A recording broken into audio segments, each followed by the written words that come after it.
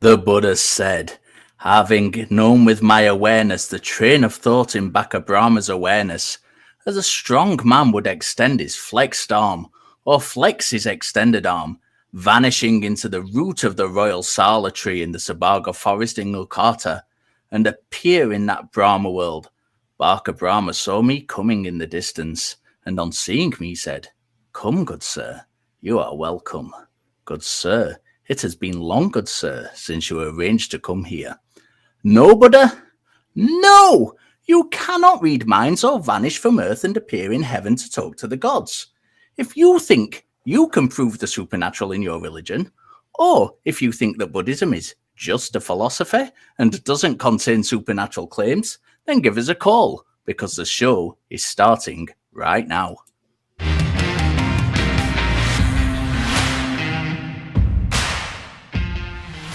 Hello, welcome to Talk Heathen. This is Sunday, August the 13th, 2023, and I'm your host, Richard Gilliver. And joining me today is the very wonderful Dan. How are you, Dan? What's up? I'm good. What's up, Ricardo? Ricardo G, as I like to say. Ricardo G, yes. Ricardo G. I am very, very, very well, thank you. I've been doing lots and lots of things this weekend, so I haven't had a minute to sit down, but that's all good. Dive straight in and let's get some things done. Let's just start with the announcements. Talk Heathen is a product of the atheist community of Austin. It is a 501c3 non-profit organization, and it is dedicated to the promotion of atheism, critical thinking, secular humanism, and the separation of religion and government. Talk Heathen is a live call-in show, and we have open lines. So get your calls in on 512-991-9242 or from your computer at tiny.cc/callth. But of course, before we jump into the calls, we have the question of the week. Woo! As always, last week we asked you, what is a prayer request that you would raise eyebrows in a place of worship? And the top three answers are C0. The best prayer request I could offer is from a bumper sticker I bought but didn't have the nerve to put on my car. Jesus, protect me from your followers. That would take some nerve to put on the bumper. What do you think, Dan? That's a solid one. Would that require I'd some put nerve that on my car. Yeah, 100%. You would. Yeah. That's great. The next one is, I'm just going to pronounce the first name because I'm not even going to attempt the second one. Oliver says, a prayer request that might raise eyebrows. Please pray for God to regrow my foreskin. Too sensitive? Ooh. I think the foreskin might be too sensitive if you attempt to regrow it, yeah. Right. Number one, what says prayer request. Please contract my... who's coming out with these words today? Occipito frontalis. And that's apparently the muscle that raises your eyebrows. As you can tell, I am not a medical person. That's another good one. Do you think that God can contract body parts? I mean, he should, right? I don't see why he wouldn't. If he can, talk to people through burning bushes and spit in people's eyes and heal them from blindness, yeah, why not, right? So, sure. Maybe should have contracted the body part of the Holy Spirit that entered Mary and gave us Jesus, and the world might be a lot better place if that was the case. So, we have... we have the same, a different question, but a question of the week next week. And the prompt for that is, you are in hell. Who is your roommate? Enter your best answer below the video in the comments. And next week, we will reveal the top three answers and make the names as hard to pronounce as possible because it will be Dan doing the reading. But let me ask you this, Dan. In the meantime, you are in hell. So who would be your roommate?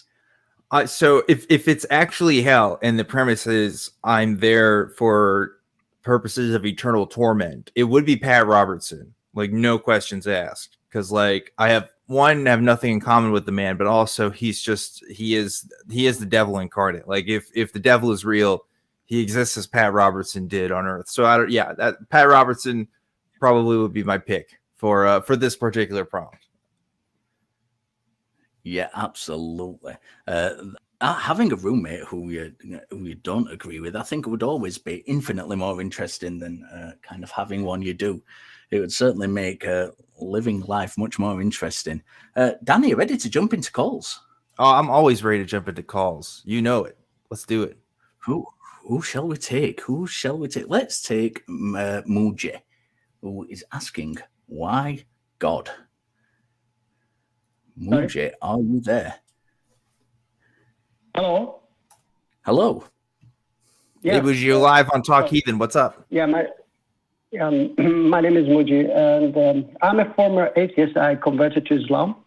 And I was wondering that if God wants just people to do good deeds and follow his commands, which are doing good deeds, love one another, love your neighbor as you love yourself, give charity, take care of orphans, and so on. So what your atheist, what kind of problems you have with such a, request? Yeah, well, if it was that simple, we wouldn't have any problems. But unfortunately, it's not that simple. If there was just a big being out in the sky who was saying, yeah, this is what you should do, whether or not he was real or not, it seems like I wouldn't care. But unfortunately, that's not all what he says. And of course, that's going to depend on which holy book you subscribe to. But pretty much all of them have their own issues, right? So, I mean, we could count the ways in which they have issues, but honestly, it depends on how much time you have. Seriously, I mean, it doesn't take very long to look into the history of the terrible cruelty that has been acted by folks who have been true believers of the book and have tried to follow it like to the word. It seems like every time that's happened, there's been more strife than there's been people living in prosperity. But again, that's my opinion. I don't know, Richard, you probably feel the same way. I'd extend it a little bit further as well, and I'd say I would say personally that it's not just about what that God is proposed to be like. If there is no evidence that God exists, I think that's the more important issue. Why should we, even if it's proposed to be the most perfect, the most giving, the kindest being there is, if there's no reason to believe it actually exists in reality, why should we believe it exists? And we can kind of think about what a fictional character or a God with no evidence is like all day long, and say yes, that's wonderful attributes to hold. But if it doesn't exist and there's no good reason to think it exists, then it's kind of a moot point. All right. Can I say something now? I'm a Muslim, okay? I converted to Islam. But when I read some of teachings of Buddha, I don't believe that Buddha was God or he was the prophet of God, whatever. When I read some of his teachings and I see they are nice, so I say, okay, they are nice, and I follow them. Or if politicians or philosophers say something nice, I say it is nice, and I accept it, I follow it. I don't have to believe that philosopher or Buddha is God or he's prophet of God. So if something nice, I don't have any issue to follow. So what's your problem? If it was a politician, sir, if it was a politician or a philosopher, we would know that they actually exist. And that is kind of the point I was trying to make. But even beyond that, though, Richard, even beyond that, okay, look, you're a Muslim. What does Islam teach you to treat non-Muslims, right? What is the result of me being a non-Muslim, Richard being a non-Muslim? Like, what happens to us at the end of our life? Okay. All right. Let me read for you. Chapter 60, verse 8 says, chapter 60, verse 8, Allah does not forbid you from those who do not fight you because of your religion and do not expel you from your homes, from being righteous towards them and acting justly towards them. Indeed, Allah loves those who act justly. So this is how I have to treat you. Oh, interesting. I have to be just. Interesting. Just towards you. So he loves those. He still loves us. So what happens to us after we die? After you die, you will be judged according to your deeds, not your beliefs. So if you do bad deeds in this world, you will be judged according to your bad deeds. And if you do non-Muslims get to go to heaven? yes, non-Muslim will go to heaven definitely. If you do good deeds, I can read for you from Quran. Yes, I can read for you from Quran, chapter 7, verse 8, and the weight of deeds that they will be the truth. So those whose scale of good deeds are heavy, it is they who will be the successful. So it doesn't say Muslim, it says those, okay? How do we define what is a good deed in the eyes of God, in which he would judge us on that? Because it seems that, what some people may think are good deeds may be different to what other people think are good deeds. And if it's down to what God thinks are good deeds, how do we decide what those things are? It is mentioned in Quran, taking care of orphans, giving to relatives, all these types of things are good deeds. He has mentioned to be righteous towards others, to forgive people, okay? What happens if I don't want to forgive someone? What happens if somebody does something tremendously untoward towards one of my children, and I don't want to forgive them, and they are completely in the wrong, and I choose not to forgive them for that? Is that displeasing in the eyes of God? Would that send me to hell? No, that would not send you to hell. If you forgive, Allah says, "I'll forgive your bad deeds." Okay. I've just said I wouldn't forgive.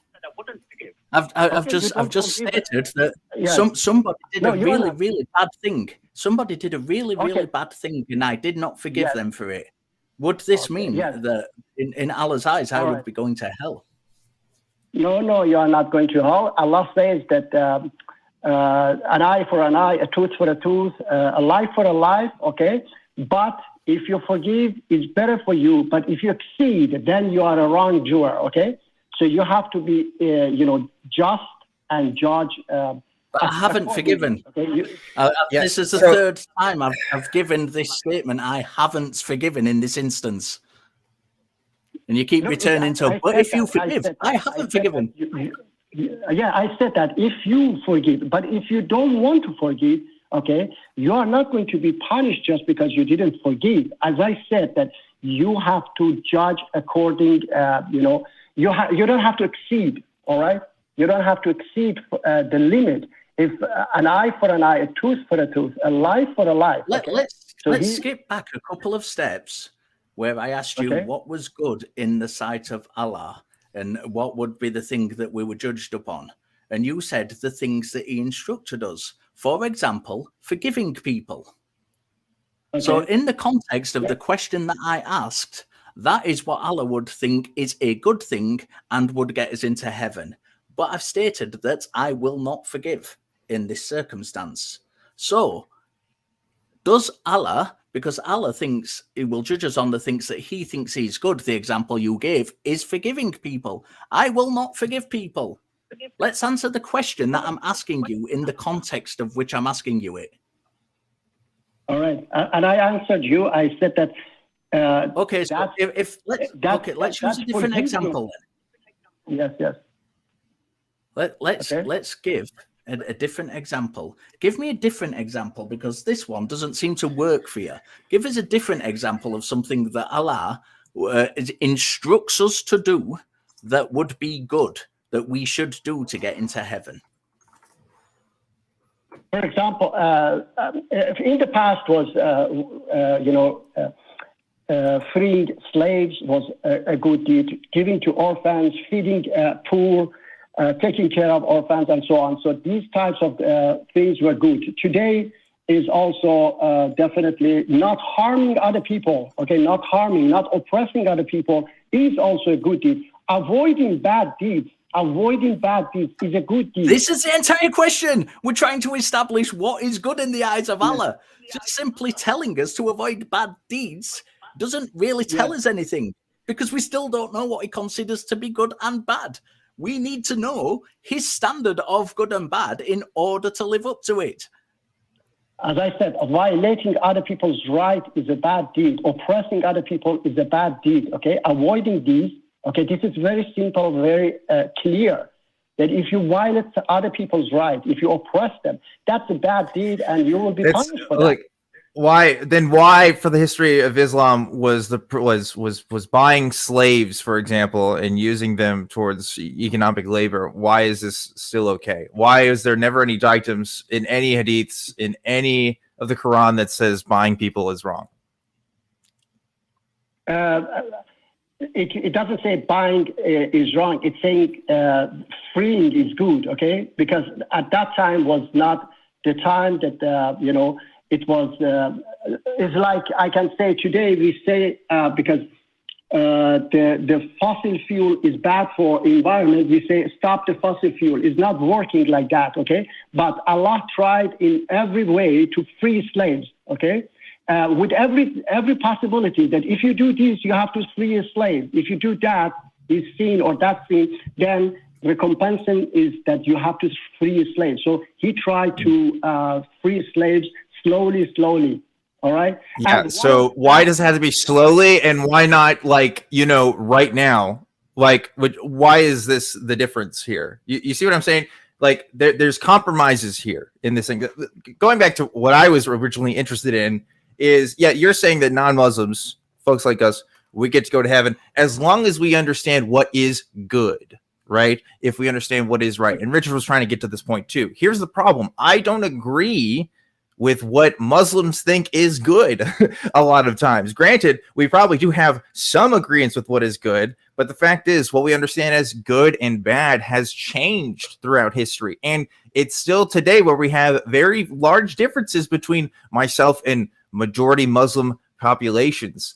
So, one of those being LGBT people, for example. How many LGBT people today are still being killed in Muslim majority countries by Muslims, right? Like, it's a lot. Yes. That's just one example. I mean, we could talk about the history of slavery. We could talk about the history of Islamic warfare, but all that to be aside, I mean, that happens with all religions. I'm not trying to pick on one. It's just that the reason why we don't have any agreements with people who still believe in a God is because people use that God belief to do bad things all the time, every day. It's just that's probably our biggest reason why, at least it is for me, why I still choose to talk about this stuff.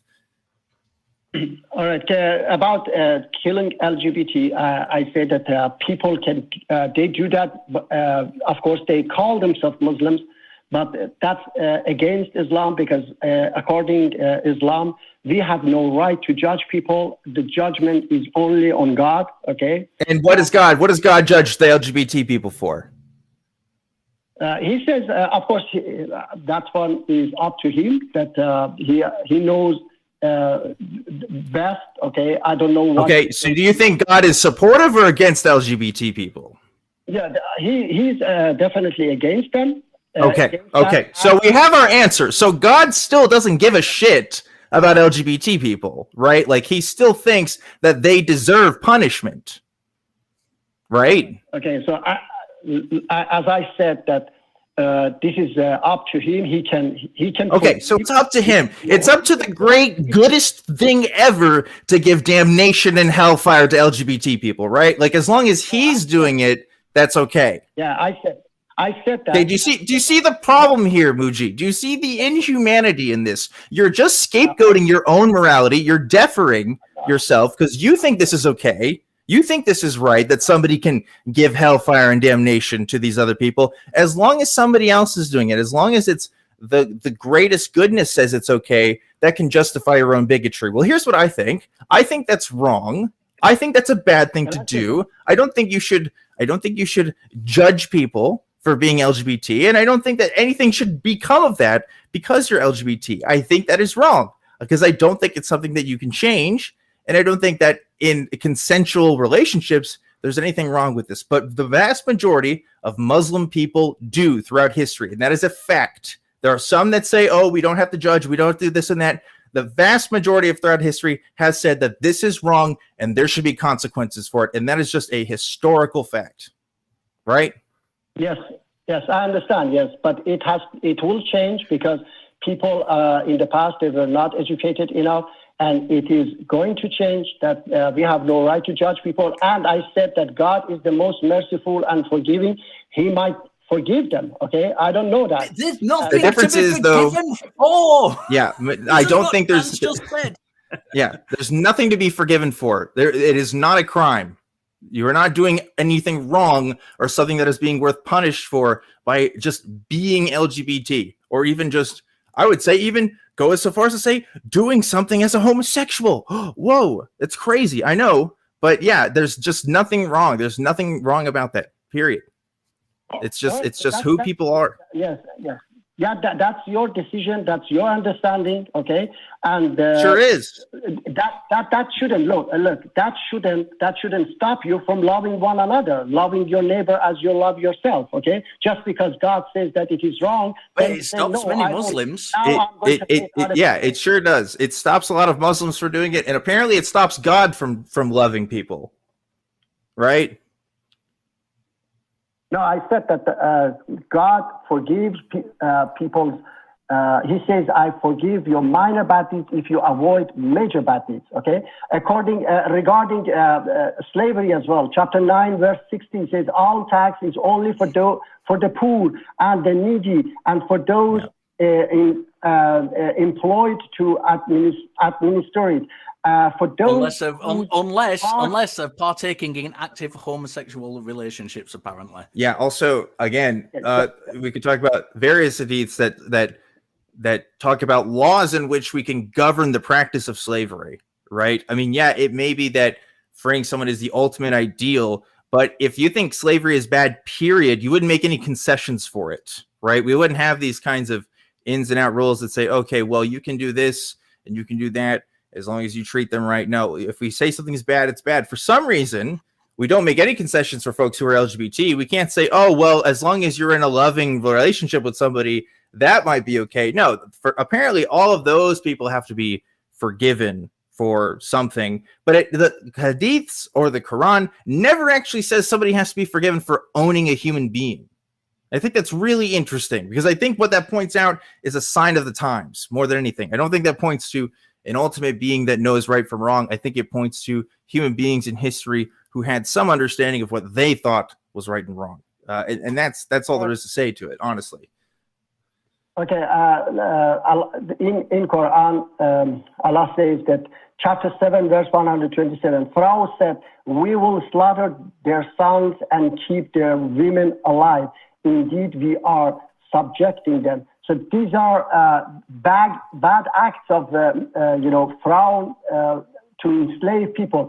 Chapter 26, verse 22 says, Moses said, is this a favor of which you remind me that you have enslaved the children of Israel? So there are many verses that says that slavery is a bad deed by oppressors. Chapter 9, verse 60, which I was going to read for you, says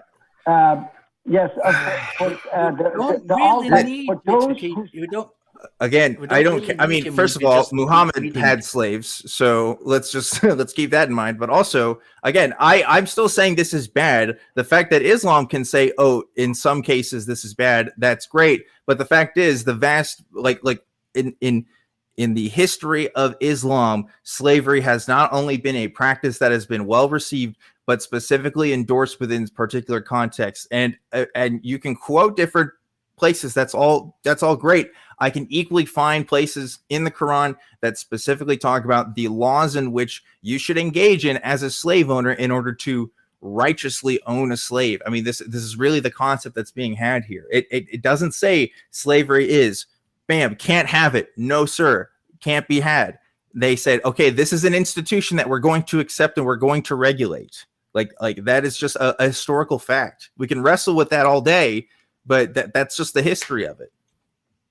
Okay, I said that even for these wars that they were saying they were going to get killed. Okay, so certain things were to not only the consequences of the people accepting people, okay, and then another thing is that they should also prepare the situation. For example, I can give you an example that in India, millions of children are working, and in countries like Europe, child labor is forbidden. You cannot forbid child labor in India because they are bringing income to their family. So you have to first, it is not just laws, you have to be able to implement those laws. Okay, so you cannot say that child labor is forbidden in India. Millions of families were, go hungry because these children are providing for their families. What about marrying children? Does God think that's bad? I'm going to go here. What about marrying children? Bad. Yes, definitely bad. Who said that is right? Muhammad? Wait, he just asked who says it's right. I'm saying Muhammad definitely was okay with that. No, Muhammad didn't do that. These are fabricated. Yes, Muhammad did do that. Yes, he did. What do you mean? Yes, he did. Of course he did. Okay. Let me see. The one who told you that Muhammad married a 6-year-old child, he said Muhammad split the moon. Why you don't believe the moon splitting? Do you believe that Muhammad? No, of course not. Stop. No. Do you know who said that Muhammad married a 6-year-old child? Do you know who it is? It's Bukhari. Bukhari said. No, Bukhari, yes, Bukhari. And who was he quoting? Who was Bukhari quoting? Bukhari has fabricated a lot of hadiths. Who was Bukhari quoting? I'm asking you a question. What do you mean? Who was Bukhari quoting? He created these hadiths. Who was Bukhari quoting? You mean that he was quoting Prophet Muhammad? Yes. Yeah. No, he was quoting Aisha, the person who Muhammad married when she was 6.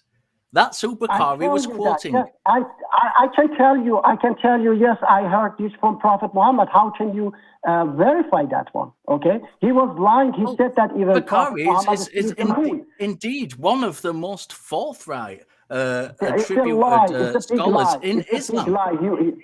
It's a big lie because it's inconvenient, is it? Do you reject all the hadith then? Do you reject all of the hadith? No, I don't reject all of the hadith. No, you don't reject all of the hadith. Do you reject any that don't actually comply with the personal beliefs that you hold? Or is it only the ones that don't agree with you that you reject? No, why you reject the hadith that says that the Prophet Muhammad split the moon? Why do you reject that one? So you apply the one, so you don't have the one which is against Islam. You accept it. But the one which is we're not Muslims. We don't accept any of it. Like we reject all of it, right? No, you said. But there's a difference between also like, reciting historical fact versus telling a legend as well. It can also be different. To reject the beliefs of Islam doesn't necessarily make that all writings from all Muslim scholars means that there's no historicity involved in their writings. That would be insane to say something like that, right? Of course, they captured like some historical events, but they also had some beliefs mixed in there that just aren't true, right? So some of that can be more easily found out than others, like for example, the moon splitting, right? But again, there's also lots of people who are Islamic that say, yeah, that's 100% true. So like, I don't know. I think that's part of the problem here, right? It's like we don't even have a coherent idea of what it means to be Muslim because there's so many different interpretations, even from the very beginning of what Islam even is. Why I reject it is because it is not mentioned in Quran. Such a great miracle is not mentioned in Quran. So that's why I reject it. If it was written in Quran, then I would, accept it because the moon being split in two is mentioned in the Quran. Yeah, the moon. I believe it is in the Quran. It is. Yeah, it definitely is. Absolutely not. No, it is absolutely not. There are, the miracle of Moses has been mentioned in many verses. Exactly.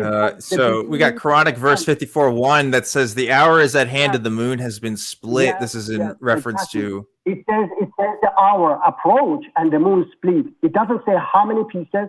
It doesn't say who split it. Okay, it is. That's not the claim That's you not the just point. made. You just contradicted your own Yeah. claim. You said it wasn't in the Quran. You didn't say No, it wasn't it is in the not. Quran that it It is- specified how listen many to me. pieces it was split into. I said Prophet Muhammad splitting the moon is not in Quran. That's about the hour. When the hour comes, yes, everything will be split. Everything, not only moon, the earth, the sun, everything, the entire universe will be split, destroyed. It doesn't say that it's split to half. Okay, it doesn't say it was split in half. So far, Muji, listen just a second. So far during this call, we've established from you that the most reliable hadith that we have aren't true because they disagree with something that you think is immoral. We've established that the Muslims who do things that you don't agree with aren't real Muslims because they don't agree with you. And we've also established that things that are in the Quran, you think are not in the Quran. Sir, we are going to move on from this call very, very shortly. But before we do, I'd just like to say that I think, me and Dan aren't Muslim, but I think it is you, sir, who needs to go and do. I'm going to use the phrase, everyone. You need to go and do your research as to what is actually in the Quran and part of the Islamic tradition, because you seem to have much less knowledge about it than me and Dan, who are both non-Muslim. As I'm going to let you go, I suggest you do that. Thank you for your call. When you've done that research, please come back and give us another call. Dan, that was very interesting.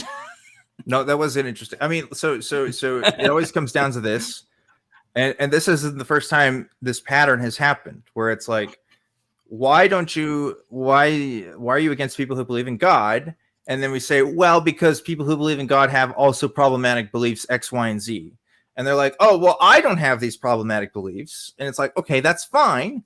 But other people who do believe in God also have these problematic beliefs. So we are against that. And by the way, you do have problematic beliefs. If you are saying, for example, that, the indictment of LGBT people is, up for God to decide, not me, you're basically still saying that, yeah, you think it's wrong. You just are going to let God be the executioner in this trial. You still think that it's a legitimate court here.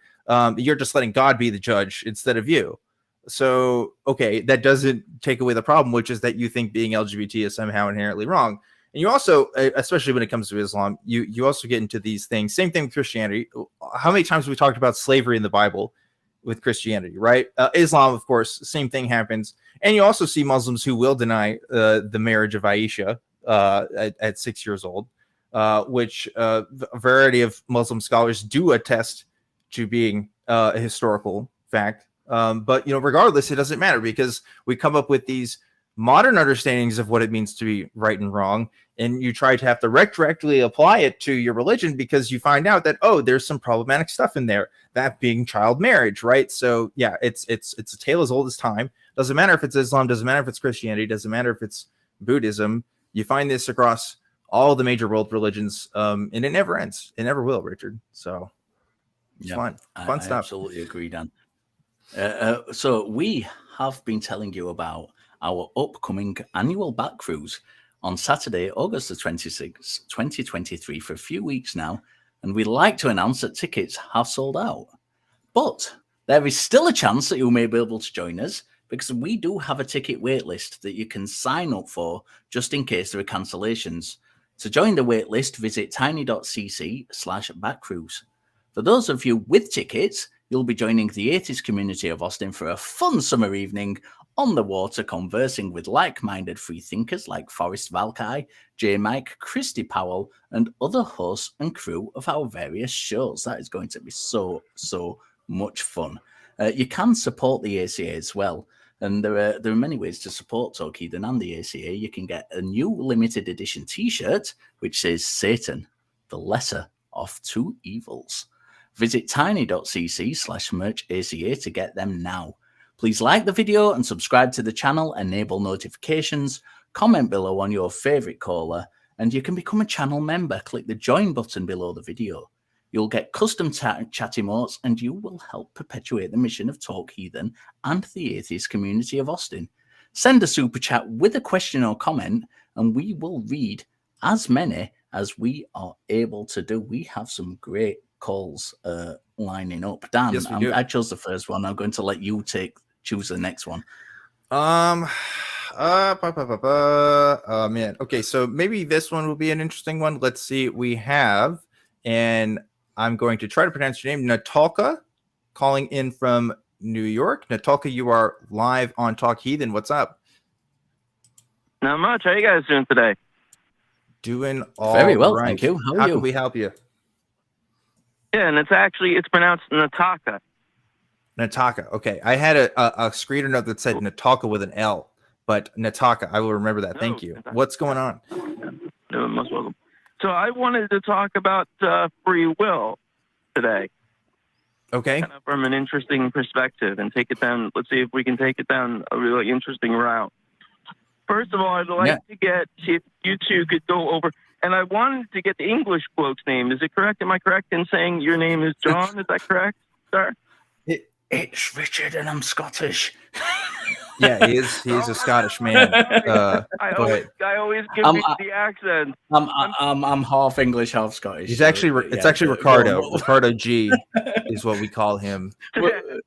Just go with whatever you want. It's fine. I understand. I understand that we're all the same to you Americans. It's all this. Yeah, it's that American privilege. Okay. Think about Shrek. Okay, he's the same as the guy who did the Shrek voice. So, you know. Right. One of these days, I have a theory about the no true Scotsman fallacy that would I think really shed some light on it. It has nothing to do with free will, but I think you'd find it quite interesting. Yeah, so what is it you want to talk about today, free will, and what did you want to ask me specifically? Go on. Okay, well, Dan can chime in on this too if he wants. But first, I have my theory of free will, but I wanted to see if you two could run down the ideas, the current themes, like the current ideas of free will, like determinism versus totalitarian and other concepts, like maybe give some definitions, and then I'll throw out my idea, and you guys can share if you guys think we have free will or what type, because if we don't have any free will, I mean, do we have free will enough to have autonomy over our own bodies? And then what about our ideas and what we choose to think? And so, okay, so go. Let's start at the beginning. I think that you asked for a dumbed down version. So for me, there's three main ideas. There's libertarian free will, which means we can act freely. There is determinism, which means that we're kind of whatever we don't make the decisions, they are kind of made for us via past events that have happened and past circumstances, and we are just reacting to that. And although it appears like we're making the decision, we're not actually, we don't really have a choice. And there is compatibilism, which is kind of a mixture between the two. Where I sit on it, I'm not entirely sure.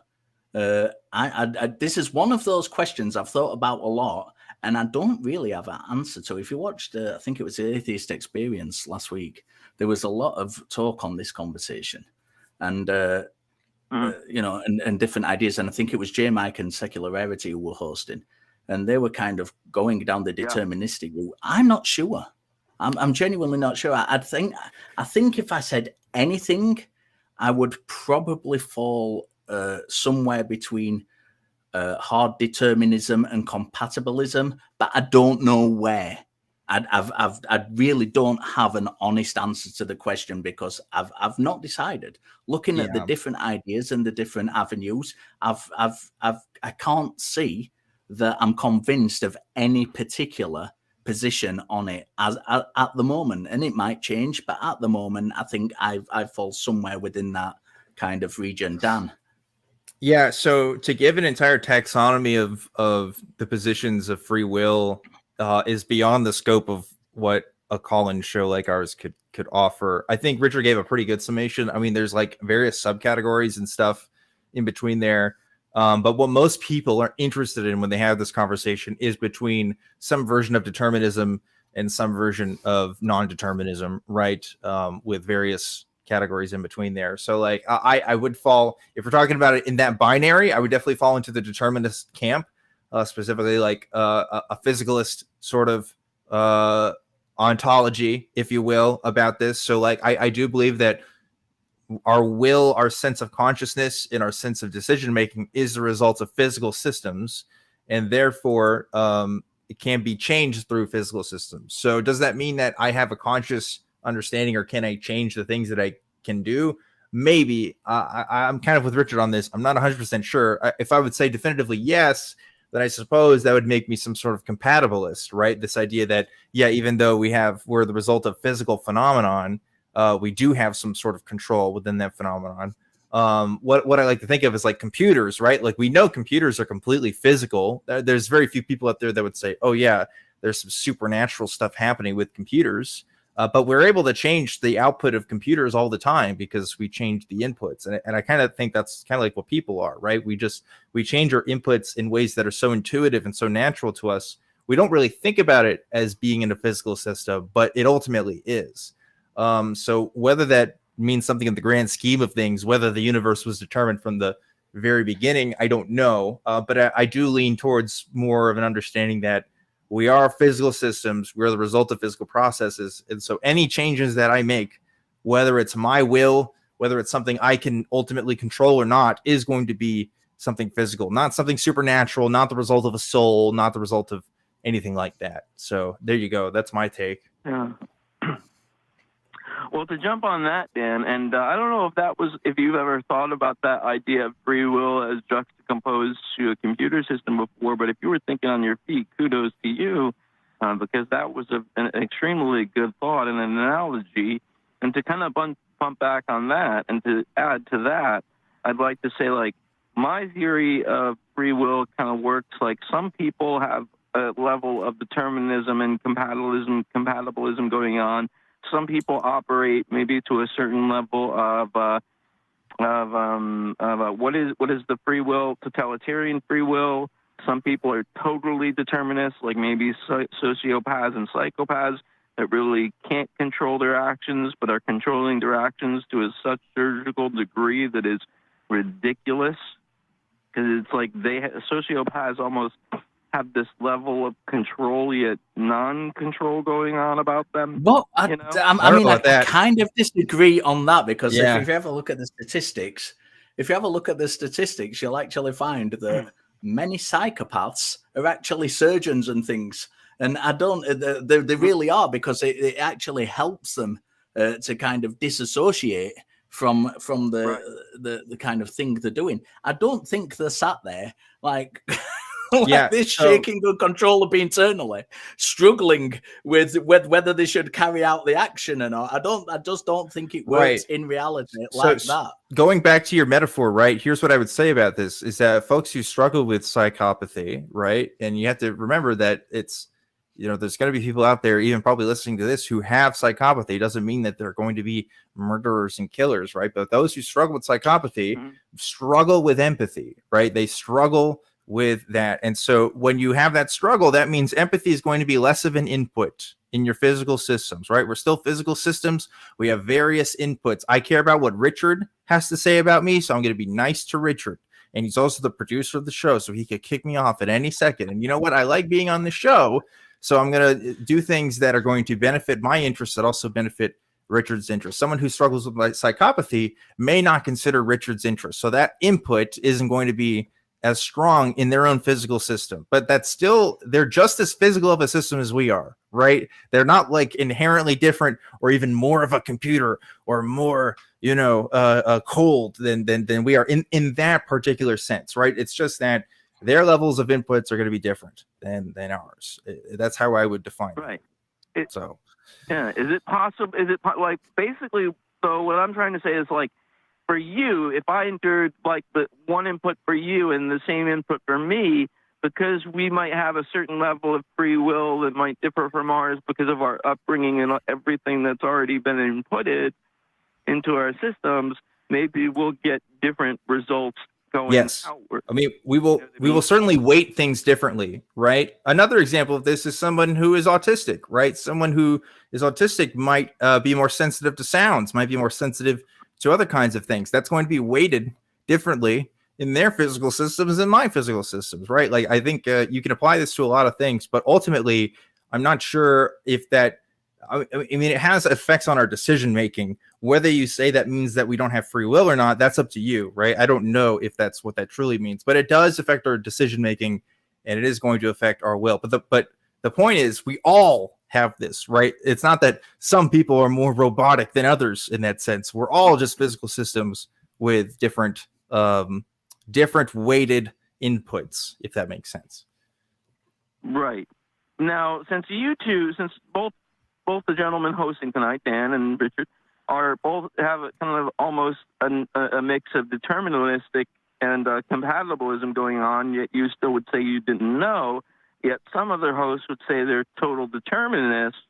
I think some other hosts at the ACA would answer this question a far different way, because like if some hosts are total determinists, they would and ask, well, then I don't think they would say, well, we really have decisions. I don't think they would describe it as a decision-making process, because if we don't have free will, we're not really making any decisions.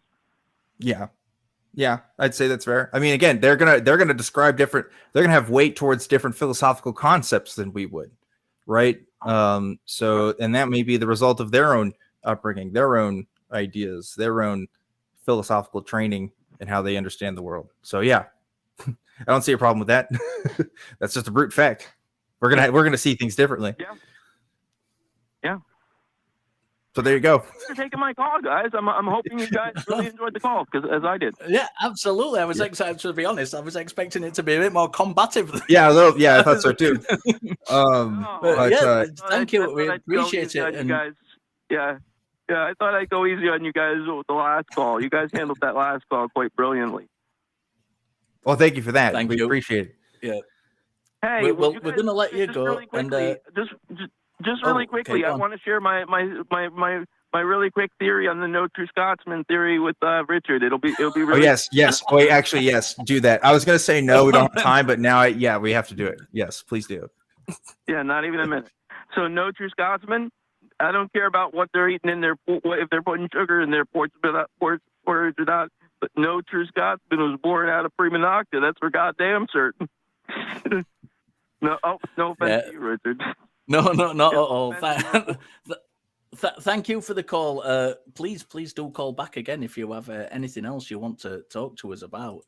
I enjoyed that. I was like I say, I was expecting to be butting heads a little bit more on that one. If you had denied it, Richard, I would have said that's a no true Scotsman. Richard is not a true Scotsman. So his denial of it doesn't actually. Yeah, exactly. Okay, so let's have a look. You can support us on Patreon. You can go to tiny.cc/patreon, and we now have a channel that houses all of the shows on the ACA in audio podcast form. You can visit tiny.cc/AEN podcasts. And because I'm over here in dear old Blighty, I don't often get chance to, especially Dan's show, Truth Wanted. I don't always get to watch that live. So sometimes I will listen to that on the podcasts on my way to work, and I will catch up with that. And you can too, if the Mr. Souls live, or if you just prefer listening to podcasts, go to that platform, tiny.cc/AEN podcasts. You can become part of the Talk Heathen community in our fan-run Facebook page at tiny.cc/FBTHG. And also, in case you didn't know, Talk Heathen has a TikTok, and I was on there live before this very show talking to people. We have some good shows on there on a weekly basis, and if you weren't aware of that, go and join up. Go and follow us on TikTok and see all the good stuff. Yeah. Subscribe and join the free show every week on Talk Heathen. I really enjoy doing the TikTok stuff, and I know we have some. We have some Richard, great hosts on there doing stuff. It's really cool. I need to do. I haven't actually done a TikTok live before the show, and I probably should do that. Maybe next time I can be the one to do it. But we have like 1 million followers right now. We do have 1 million. Crazy how many we have. Yeah. So we're going to take Mike from Washington, who has answered the poll question, and he is saying that God is not evil. Mike, how are you? Good. How are you doing? Very well, thank you. What do you got for us, Mike? Oh, I don't believe God is evil. Okay. Well, why is that? Justice. Well, he's God of justice. Okay. Is it So he's not capable of being evil? Not the way you describe it. Okay. how would we describe evil? Yeah. Anything you don't want done to yourself. Okay.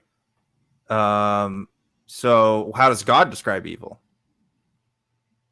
Doing to others that you have others doing to you. Love thy neighbors yourself. That's back in Leviticus. And, Okay. and the way you just described it, the two greatest commandments, you familiar with that? Love God with all your heart, soul, and mind. And the second is like it, which all the law and the prophets are hung. And that's love thy neighbors yourself, or do unto others if you have others do unto you. Okay, so what's an example of something that I would think is evil and that God wouldn't think is evil, or maybe vice versa? Well, I know there's something that you don't think is evil is mutilating kids, injecting them with hormones and testosterone and Wait. You think so God isn't okay with that? No. Okay, so why does he let it happen? Grooming kids for LGBTQ. You think God's for the gay community? Well, what happens in hell? I mean, is it not torturous? Is it not like, even worse than what you just described? Like, is he not okay with? The end, it's destroyed. The soul is destroyed. I don't know what scripture it is at the moment, but it says, do not be afraid. So he kills people. Of him who can kill the body. Just a second. Do not be afraid of him who can destroy the body, but be afraid of him who can destroy both body and soul in hell. So he kills people. Oh, he's not ever for any good reason. For not a Okay, good but he kills people. Nobody. Because I believe you just said that we should be treating others like they would want to treat us, and I don't want to kill children, but you're saying God actually kills children all the time. Well, anything before any child before the age of consent is their soul is saved. As David. What's the age of consent? No, God determines that. So you don't know what it is. So how do you know that there's an age of consent? Well, I think it's 13. What the Jews. Okay, so God kills 14-year-olds, and that's okay. Huh? God kills 14-year-olds, and that's all right. Tell me who murders the 14. Oh, you said 14 years old. Now run that by Yeah. me again. Well, okay, so you're saying there's an age of consent, and as long as the kid is old enough, right, they have a decision whether to accept God or not. So if there's a kid that's 14 who doesn't accept God and he dies, God can just destroy their souls, right? And that's justice. No injustice. No, it's according to one's heart. Like somebody who hasn't heard the gospel message, he'll be dealt with as the way he's dealt with other people on this planet. Okay, but I'm saying, what if they've heard the gospel message and they're 14 years old and then they die? Because undoubtedly that's happened, right? There's 7 billion people on Earth just today. That's not including everybody that's ever lived. There's got to be some 14-year-olds that have rejected God and have died. They get their souls destroyed, and that's justice? Well, they'll be dealt justly in. Okay, their and that means destroying their souls, either right? Their soul will be destroyed, or they'll enter paradise or heaven. Okay, so is that justice then? If a 14-year-old child who rejects God gets their soul destroyed, that's justice. What God says is justice is justice. Okay, So it sounds like your sense of justice is just listen to me and do what I have to say as God of the universe, or else you get destroyed for all of eternity. And earlier, I believe your criticism of our sense of justice was, if you don't do what I like, then that's evil. It sounds like that's the literal exact same thing that God says. Right? Is it So all what's the right- is it all difference? right to make children before the age of consent, Yeah. that they can decide to have their breasts removed, puberty blockers, and all that stuff, and then make them pray for gay people? Do you think that's all right? You seem to be sticking to a very strange, narrow kind of margin subject when there's so much we could talk about. That is interesting. Earlier, I believe you said that evil was that which we would not want done to ourselves. Is that correct? Is that what you said? Yeah. Yeah. So, Mike, would you want your children and yourself to be slaughtered?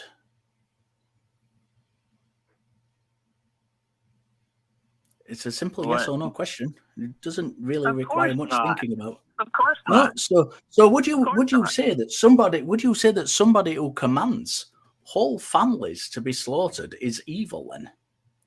Via that definition of it? No, of course not. So they're not evil for commanding that.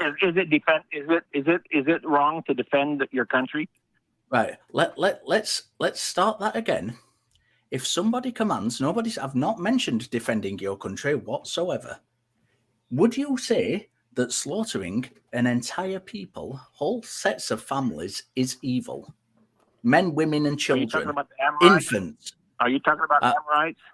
Right. Just answer the question, and we'll get to what we're talking about shortly. Well, I'm going to explain that from God's point of view. He said the reason why the Jews were wandering around for we're not. No, we're talking about your point of view, because you stated categorically, I seem to remember, and you seem to have just agreed with it, that evil is that which we would not want done to ourselves. Is that correct? Well, look, I would expect to be shot if I was going to rob somebody and they had a gun. Why is it so difficult to answer a very, very simple question, Mike? Mike, is evil that which we wouldn't want done to ourselves? No, that's too simple.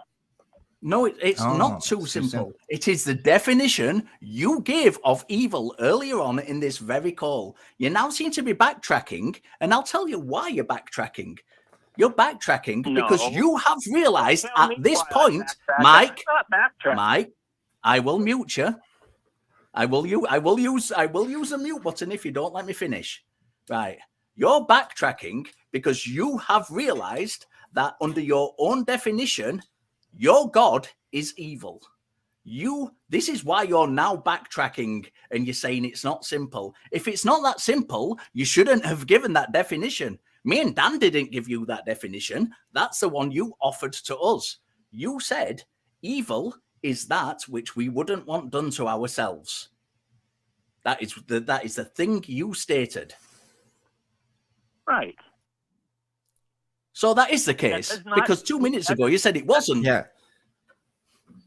Then at least let me explain though. Elucidate here. You're running rings round you? I know. That's what I do. What? Mike. If God told you to kill somebody, right or wrong? Wrong. So if God tells you need to murder somebody, like that's wrong, categorically. He doesn't tell you to murder. He didn't tell me to murder anybody. Well, I mean, to murder anybody. Anybody who lives by the sword dies by the sword. Okay, yeah, but one, I mean, Richard's already made allusions to passages in the Old Testament, but even beyond that, why does God get to kill people? What's the difference? He's our creator, and he knows the heart of man. He knows.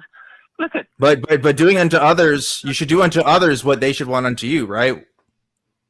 Well, hey, would you kill Jeffrey Dahmer if you knew what his future was?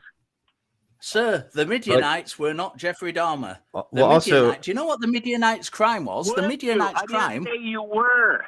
Listen, we're getting off topic. Mike, the Midianites' crime, sir, was worshipping other gods, Yeah. worshipping idols in the eyes of God.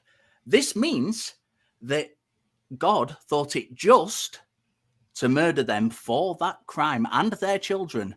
So in this world now, we have many millions of people who do not follow the God that you follow. They follow different gods and worship different gods.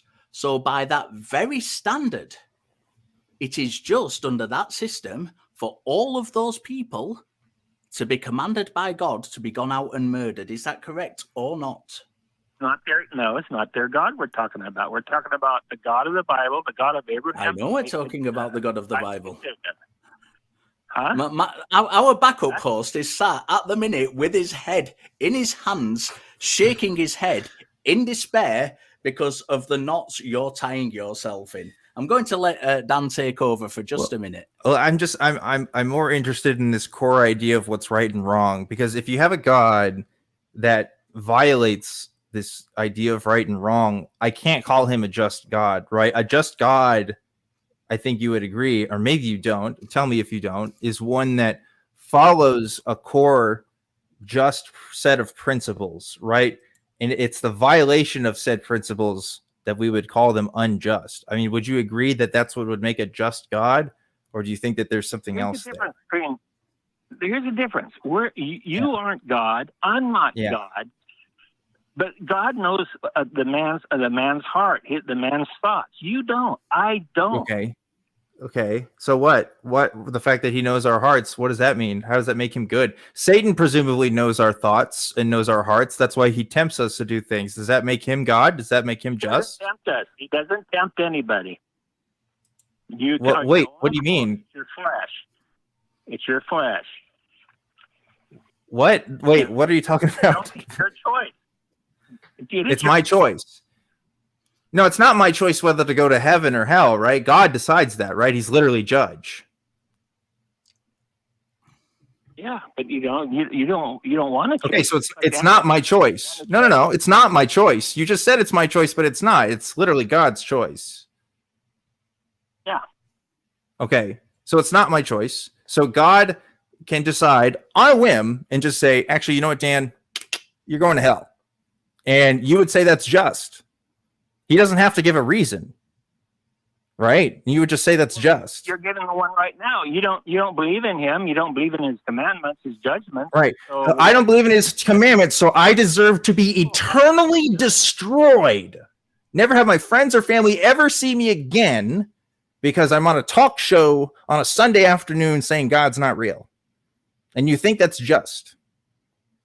Well, hey, it's appointed once for man to die and then judgment. You can talk it over with God. This is riddles. This is riddles. Mike, you don't talk like this in your daily life, right? You don't talk like this to your friends and family. If your neighborhood boy stole from you, you wouldn't start talking in these riddles. You'd say, hey, man, that's wrong. I need to get this back. Because this is very simple. But for some reason, when it comes to the complete destruction of human beings for all of eternity, we have to go into these weird circles and talk in these weird riddles about what makes something right or wrong, because you know this is fucking wrong, Mike. You know it's wrong, right? It's wrong to just eternally destroy people for just acts of speech, right? I'm not Jeffrey Dahmer, Mike. I didn't fucking kill people. I'm just saying I don't think God is real, and for some reason that justifies either one, eternal torment, or two, eternal destruction. How the fuck does that make it right? What's just about that? Well, I just told you how. When you die, you get to talk it over with God. Yeah, because God says so, right? Because he's the fucking dictator of heaven, right? Okay. And we have to all hail the great dictator, Mike. Is that your reasoning? Just whatever the dictator says goes? He's a good father. Have you had a father figure? I do have a father, Mike. What about him? What's a good father like? You know what a good father doesn't say, do what I say because I said so. A good father tells you why something is right or wrong, Mike. A good father will say, do this because this will happen otherwise. Yes, a good father will tell you the consequences of his actions, but the consequences are not the result of a father destroying you for eternity. Again, I really need to make this point clear, right? My father is a mortal man. He has a mortal understanding of the world, and he's going to do what he thinks is best for his son. What's best for me isn't my eternal destruction because I said I don't believe in God. My Father doesn't have any control over that. The God of heaven could easily say, oh, I'm here, actually. Here's good evidence for me to exist. And that'd be fine. I would say, okay, he exists. He could be an asshole, but at least he exists. There's a lot of people that are assholes and exist. But God doesn't do that, Mike. Because he's not real. I don't know what to tell you. Is the world a good place to live? Depends on if you're privileged enough to live in a first world country or not, for the most part. And even then, actually, that's not true. There's plenty of people that have great lives in places outside the first world. It depends on where you live and who you are and what race you are and what class you are born into. Basically, it's better for some people than others, unfortunately. That's correct. Crawdad. You do crawdad good. What? You do crawdad good. What? What does that mean? I do crawdads good. What? Yeah. Anyway, I don't know what the fuck that means. Mike, here's the deal. Be a man about this. Ooh, I'm using the be a man card. Let's be a man about this. Do I deserve hell? Do I deserve eternal suffering? Yes or no? At the moment, you do. You can repent. Okay. And why is that? Because God says I do? No. What? Why do I deserve it? Not to steal, to treat others that you want to be treated. You think you should be able to rob 7-Elevens for your sustenance and put people out of work because you're too lazy you enjoy stealing. Why the fuck are we talking about stealing, Mike? I'm not stealing anything. I'm just talking about me. Just me, Objectively Dan, here talking to you. Society can't. If everybody decides to be a thief, society won't work. There's a reason why there's not murder. Talking in riddles. I don't know. And Richard, I'm kind of done with this conversation.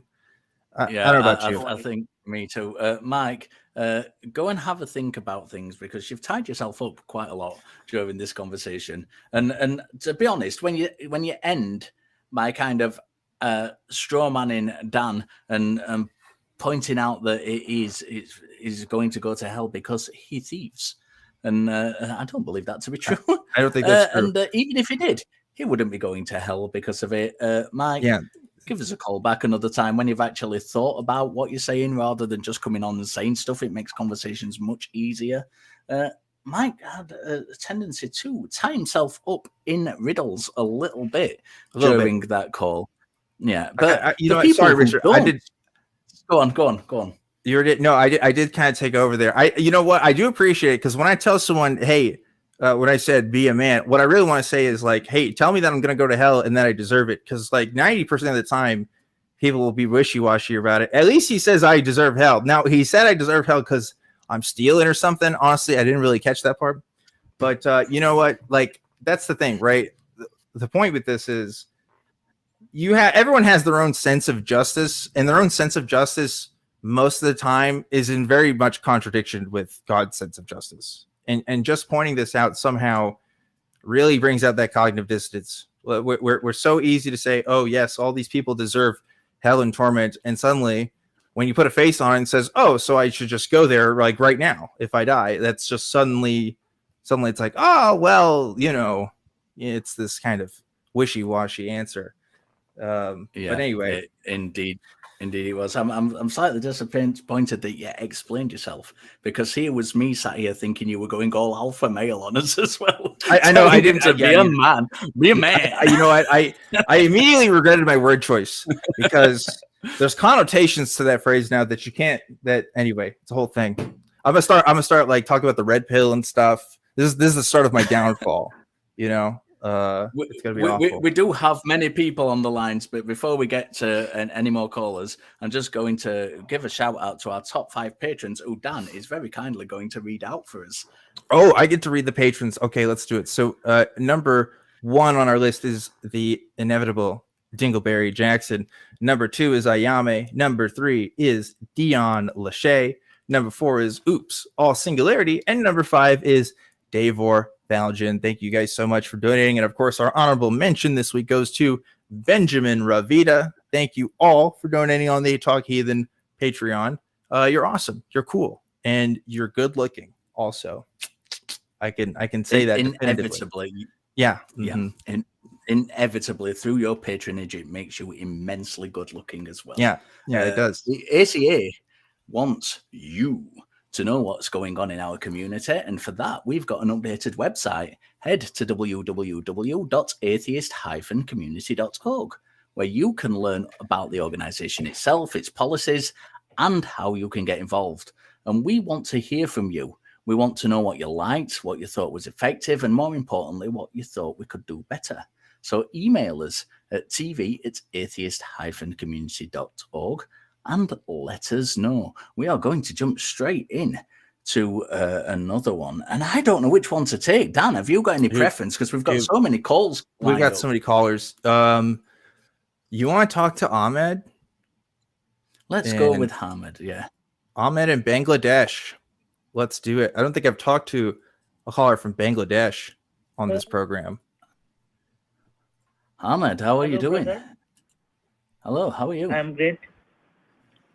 Ahmed, you're... peace be upon you. We're doing great, Ahmed. Thanks for calling from Bangladesh. I don't know what time zone is there, but it's probably really crazy relative to ours. So tell us what you got. Yes. Can you repeat? Oh, yeah. So I see from the call screener that you have something you want to talk about involving scientific miracles in the Quran. Is that right? Yes. Okay. So I want to talk about them. Quran chapter number 21, verse number 30. As Allah says, have the disbelievers not seen that the heavens and the earth were joint entity, and we separate them and made everything from water, every living thing from water. Will they not believe? So Allah here is talking about the Big Bang, and is he now? Is he? Is he? Let's start there. Where? Allah which part of that? Which Ahmed? Which part where of did you that say it's the Big Bang? Specifically to the Big Bang, because in the Big Bang, at the singularity, the heavens and the earth weren't joined. The earth wasn't there. Yeah, and there wasn't water either. So Allah is talking about He created every living thing from water. No, let's go back. Let's go back to the previous point, not jump forward. Let's stick to the criticism we've just made that is definitively wrong, that the Quran states. The heaven and the earth were not joined in the singularity at the Big Bang. So the Quran is wrong. What is your response to that? The space, the matter, everything were joined in the singularity. No, everything wasn't joined in the singularity. Everything was potential in the singularity. They weren't separate entities which were joined together. The earth wasn't there, joined to the heavens. They didn't exist at that time. They were not joined. The Quran is wrong. No, I think you're reinterpreting it. No, I am not. I think you're reinterpreting it. What you are doing is called post hoc rationalization, where you take something which is written, and when some further knowledge comes along, you apply that further knowledge to that thing which is written. But in this case, it is not the case. I can give you a pretty decent description of what happened during the process of the Big Bang. Can you tell me where the Quran tells us that process happening? Never mentioned such a thing. Sorry, can you repeat that? So, Quran never mentioned that singularity or the Big Bang. Yes, I know the Quran never mentions the singularity or the Big Bang. This is the problem. This is why you're post hoc rationalizing it into there. Do you agree that mentioning? Do you agree that saying that the earth and the heavens were joined together is not a description of the singularity? Yes. Yes, you do. So you're called in to say that the scientific miracles in the Quran, the first one you gave us was that the Quran mentions the Big Bang, and you're now recounting that. You're saying actually you're wrong on that point. Yes, I think. Right, that's very Okay. good. Thank you. I appreciate that. That was relatively simple. Maybe we just need to move on then. Yeah, I don't know. Go and have a look at the other rather than going through lots and lots of different claims. Go back and look at the other ideas you think you've got about the Quran and science, and just look at them yourself and talk yourself through them, like we've just had that conversation. Ahmed, I'm going to let you go. I really, really appreciate the forthrightness and honesty. Yeah, I don't know if there's I genuinely do. I don't know if there's a language barrier there or what. But regardless, there are many, many, many, many Muslims that make the claim, oh, look, the Quran, particularly the Quran, makes these claims about science, and we can know the Quran is truth based on the scientific claims that it makes and how science has like later been able to prove the truth of these claims. This is just one of many that are used in this. So it's just not true. That's not how the Big Bang talks about the creation of the universe. It doesn't talk about the earth and the heavens being one single mass or anything like that. It's a little bit more complicated than that. So, yep. Yeah, I'm going to jump in with another call. Let's jump in with Meryssa, who wants to talk about the possibility of a higher power. Meryssa, how are you? I'm well. How are you? Really good, thank you. So, what is it specifically you want to talk about? Well, I've grown up on television. I'm not gonna lie, give you a little background as far as how I've come to where I'm at right now. I grew up Christian with a Celtic pagan mother. I grew up in the South, so I was surrounded by a lot of Southern Baptists, Jehovah's Witness, and I was even I was so hardcore into it that I was going door to door asking, "Have you heard the good news?" So very, very hardcore Christian, and whenever it came to death, the loss of a loved one, nothing ever solidly stuck. You know, I couldn't accept the whole it's God's will, that sort of thing. You know. Yeah. And so I started opening up my mind, and I started talking to my mother about it, and she introduced me to paganism. But even then, whenever it came to death, nothing made sense. There was always some vague excuse as to why things happen the way they happen. Everything happens for a reason. And I can't accept that. And so at this point in my life, I'm bordering on theism and atheism, where like I don't think that there's anything really out there, but if there is, this is the possibility, and that's the topic that I'm trying to get to today. Okay, so I've got a response to this, but I was never theist. So before I kind of give you my opinion, I'm going to pass you on over to Dan, who's taken that journey himself. Yeah, and can speak from experience. You say this, so you say there's a possibility that theism could be true. And I would agree that if we're just talking about general theism, we're not talking about like Christianity in particular, but theism, I mean, there could maybe be a possibility that it's true, sure. But what do you think the likelihood of that possibility is? If you could put like a number on it, what do you think you are at right now? I'm one of those people that gives percentages on everything, even though I know absolutely no statistics. So honestly, the possibility of there being something out there, yeah, I give it a good 25% possibility, simply because I have to put some sort of reason behind everything. That's just the way my mind works, you know? Sure. And I agree. I think it's good to put reasons.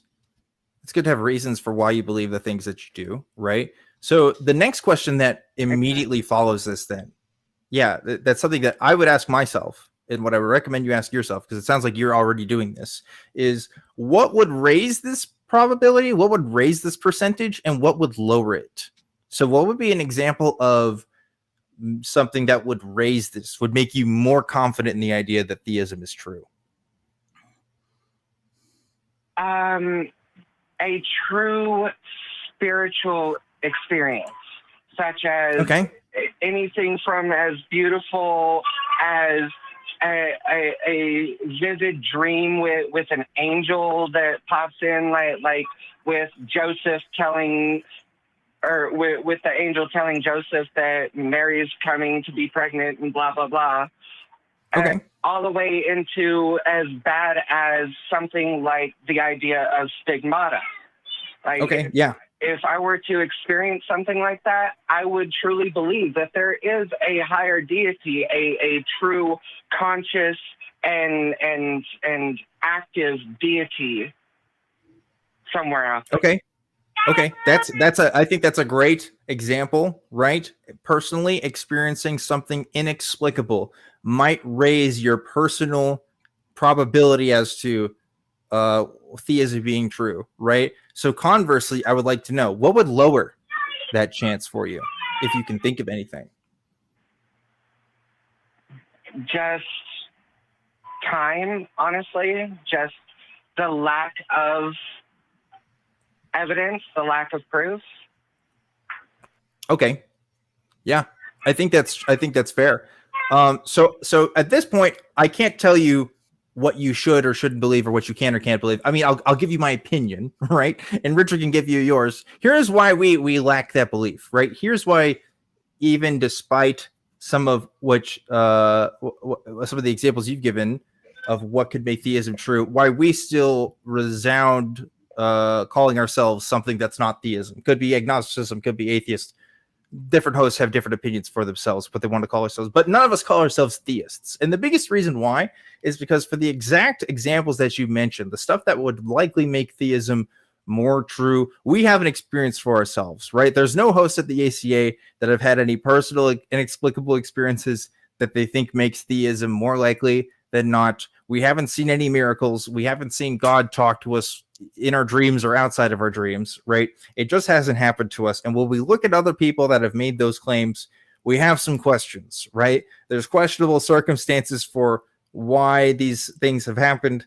And ultimately, there hasn't been very definitive evidence or definitive arguments that have made theism more likely than non-likely. So that's where I've ended up today. I used to be someone who was a theist. I used to be someone who was a deeply devout Christian. But after really looking at this evidence and realizing, there's a lot of different faith claims that we could point to. How do we know which one's real? I realize I don't have any reason to believe one faith claim over another faith claim. And so I've kind of renounced all that and have tried to make as little faith claims as possible and see where that gets me. So that's where I'm at. And that's where, what I would suggest to you as well, if you're interested, is say, hey, what are some stuff that we can put all of our money into versus not, and where do we go from there? Because that's really the best you can do for yourself. So anyway, that's my line of questioning, Richard. So there you go. I know you passed it over to me, so passing it back to you. I think kind of along the same lines. Yeah, I think, am I correct in thinking that you said, Meryssa, that if we didn't have evidence against something, or we should have evidence against something, to not consider that it's true? Oh, absolutely not. Right. Okay. If someone presents an idea, I don't believe at all that we should reject it. there has to be some level of skepticism with everything. Yeah.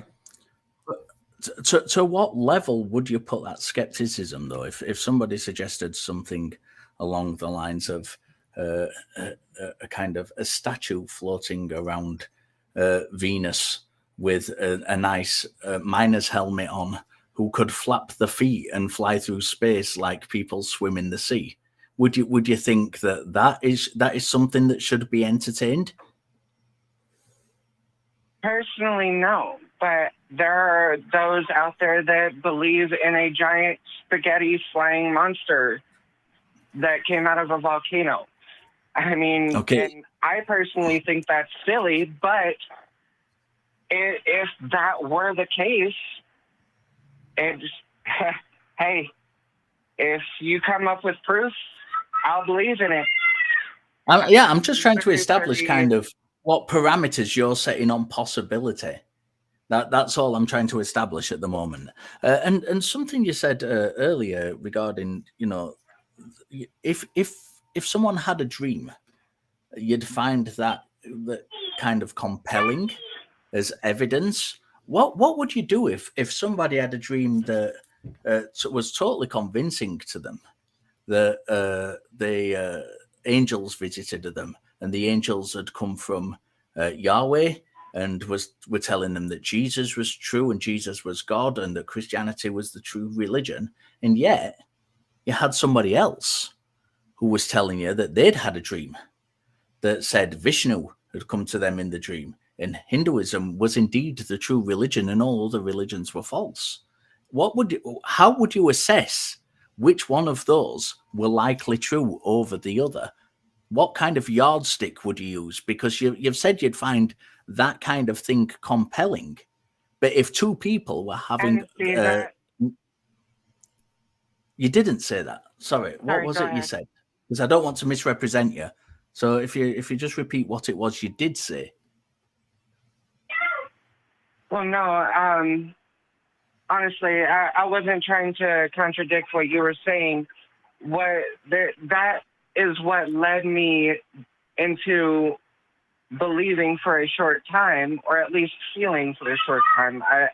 I'm very, very touchy about the word belief, because belief is a very, very strong word, and it gets people killed. It gets loved ones hurt, So an idea that I had there for a while was based out of omnism, where it's been the same group of higher beings, just different cultures of humanity had different names for them because of different languages, different ways of thinking, not to mention the influence of the leaders of that time.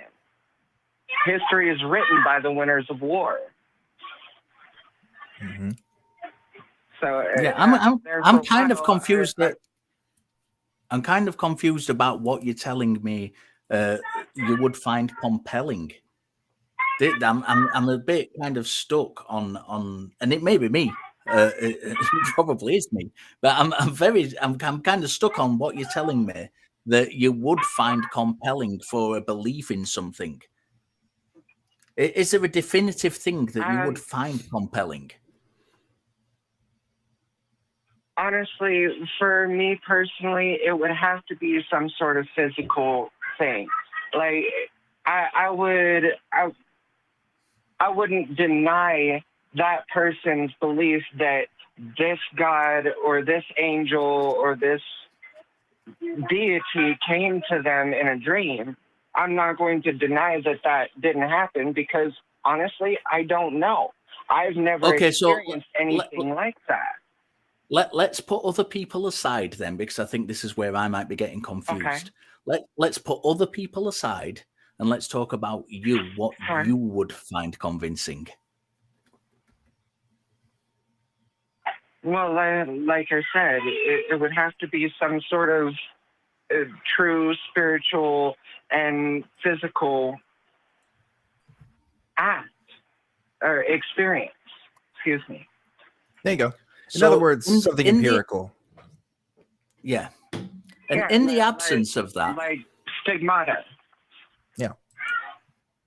in the absence of that, and I mean, stigmata's a contested thing anyway, so maybe not go there. But in the absence of that physical thing, because you're calling to talk about the possibility of a higher power. So in the absence of that physical, empirical thing that can be tested, do you think that is good enough without that thing to say that, well, we should withhold that there is a higher power? What do you mean by withhold? I mean, not accept it to be true. Oh. Honestly,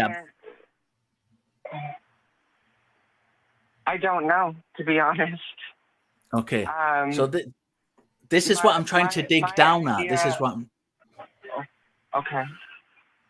I'm trying to dig into this idea that you've called in about the possibility of a higher power, and you've said that it's the kind of the empirical thing which would demonstrate to you that a higher power existed. But in the absence of this empirical thing, my idea of a potential higher power. That's the thing. My idea of a potential higher power would be not. It wouldn't be something conscious the way that most people tend to believe. Like a true comes into human form and is all knowing, all powerful. I would feel more that it is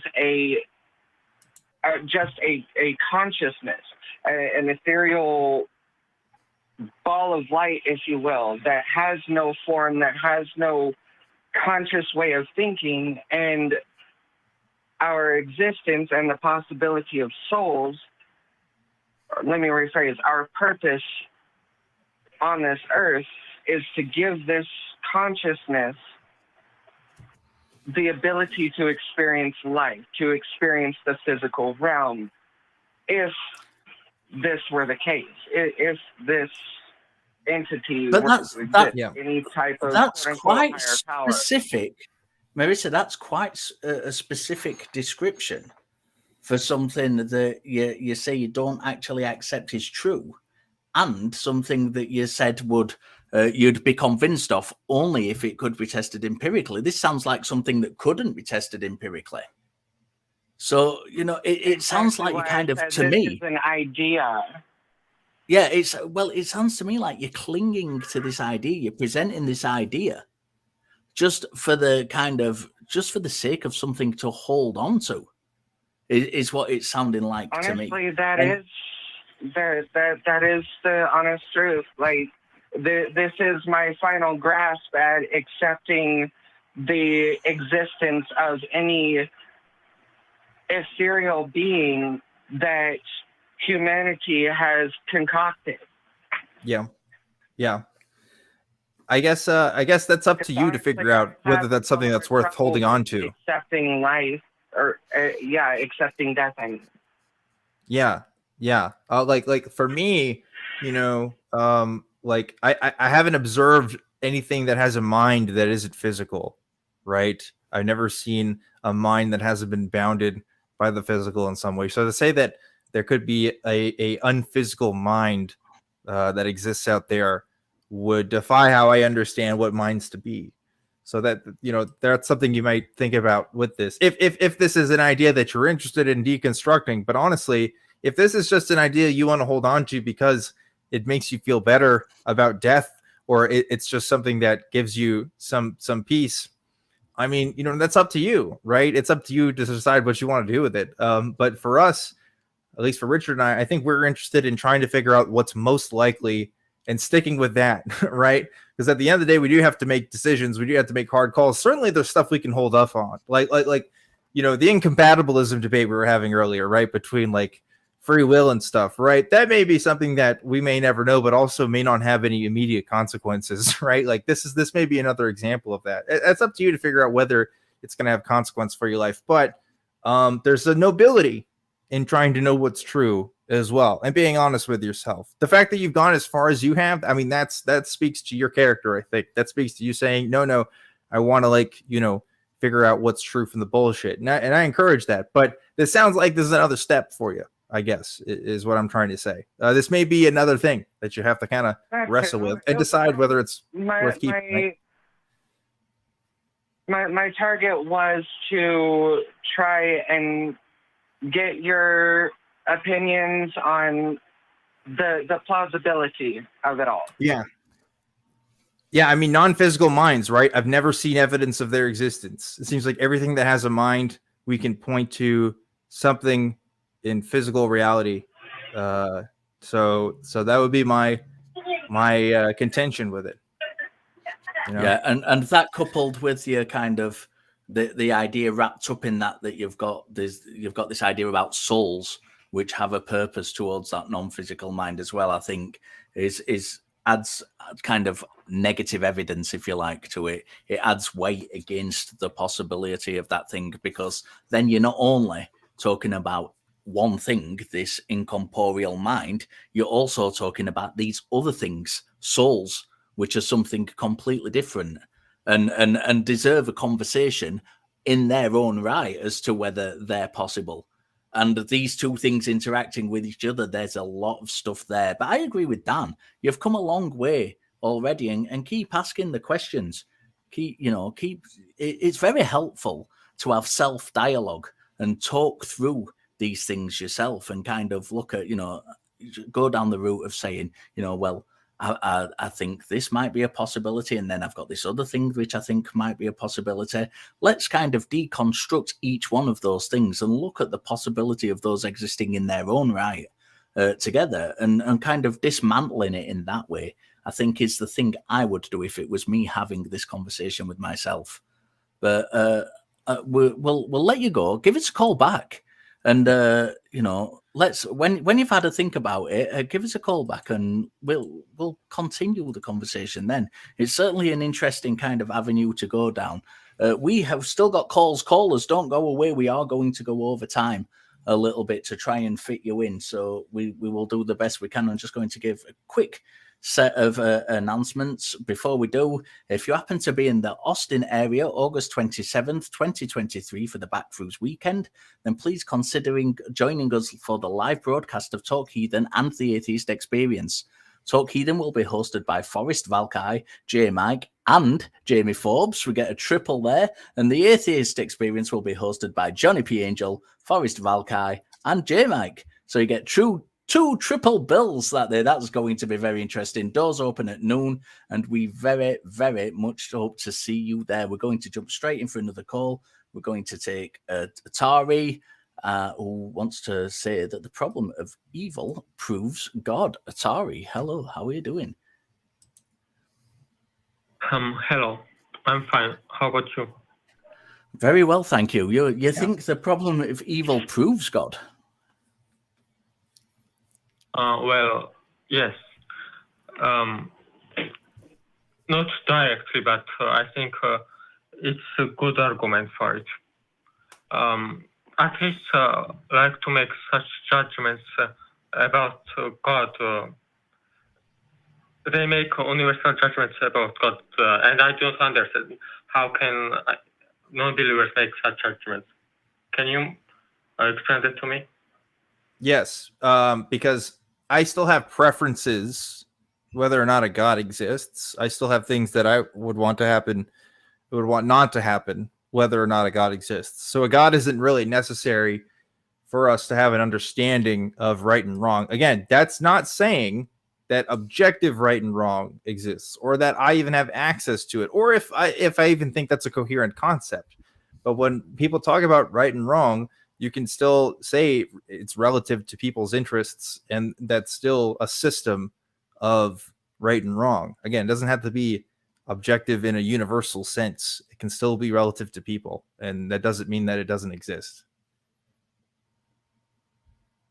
But if it's not objective, then you cannot make such judgments about God, which is supposed to transcend all of universe. Well, I can make judgments about God.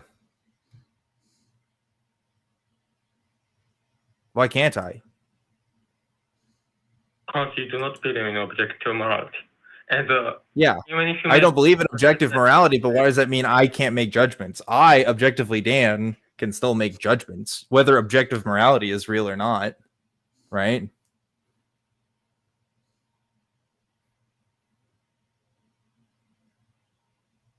Because you are assuming God exists in a for the argument, and then saying that if God exists, then he couldn't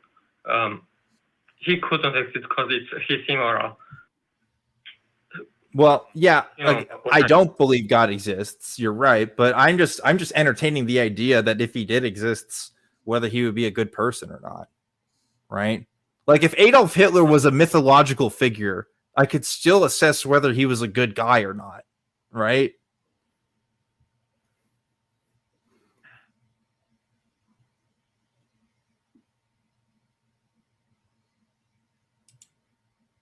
All right.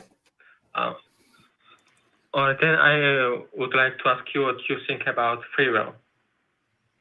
Okay, well, that's kind of different from what you wanted to talk to us about originally. Yeah. We kind of already And, talked about free will, to be honest. We kind of gave our opinion on that. But, I mean, does this make sense? Let's talk about this. Like, people can have subjective judgments and still determine whether something is right or wrong, right? I mean, do you agree with me on this? You can make judgments about yourself as it relates to you, but you're making, when you're talking about God, you're making judgments about the whole world. So there has to be objective morality, which can't exist without God. I don't see why there has to be objective morality. Why, if me judging God, why does that mean it has to be objective?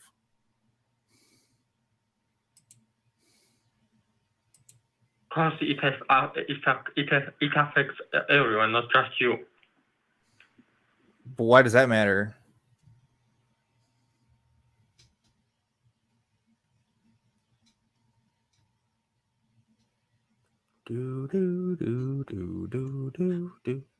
I probably can't sing that, actually. I'll probably get in trouble. Nothing? Nothing. Okay. I can all right. Anyway. All right, that's fine.